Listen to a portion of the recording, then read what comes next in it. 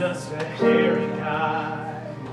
I'm a hairy. What strikes me about the music of Hair, first of all, it's a wonderful score. The songs are well crafted by Galt McDermott, the composer, and each particular song in the score is immediately accessible and identifiable as fun and just identifiable, period. But the most important thing, I think, is that the songs, each of them pulls you in, and then they're over. They sort of don't last very long.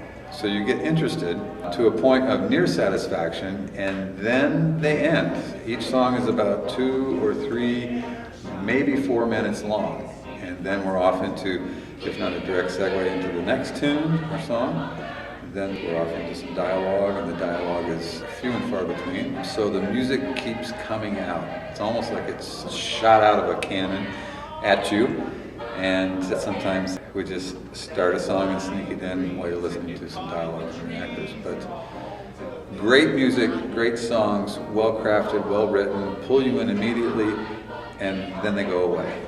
And you're sort of left with like, oh my gosh, I love that song. I could listen to it 5 more times right now. Where did it go? Make it come back. Well, Hair is one of the earliest rock musicals, but it also shows various genres from the 60s and 50s. Yeah, there are a lot of really well-known songs like Aquarius and Good Morning Starshine that are in it, but it's been really great to find that unique take that the tribe together has created, and the band, and Ray and Casey and all of them, and Jessica, to find that unique sound for all of these beloved songs. We found it fast.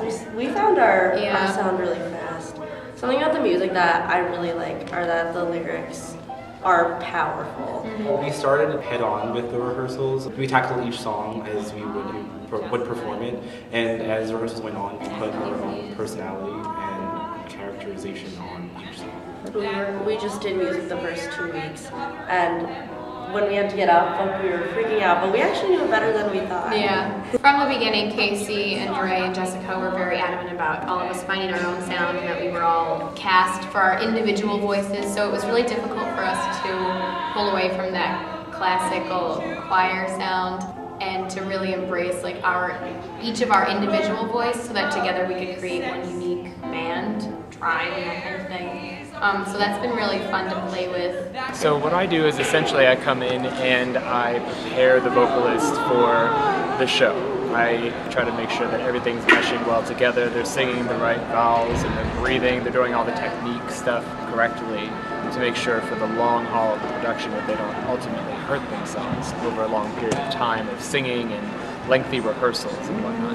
From the first day, the cast has really kind of found this interlocking connection with each other, and they've really held it together pretty well from day one, and they found their sound within the first week of rehearsal, which is kind of rare for singers to really lock in that quickly. The main thing is to just listen to the score, listen to the cast recordings, both from 1968 and from 2009 Broadway revival. Both those cast recordings that we used were from the original Broadway company and the 2009 revival company. The trick was absorbing the music and absorbing the lyrics for content and for melodic contour, and just making the score and the songs part of the musician that I am. And I think that it's the same for the musicians in the band as well. If we're prompted by either seeing the title of a tune or seeing the first note of the chart,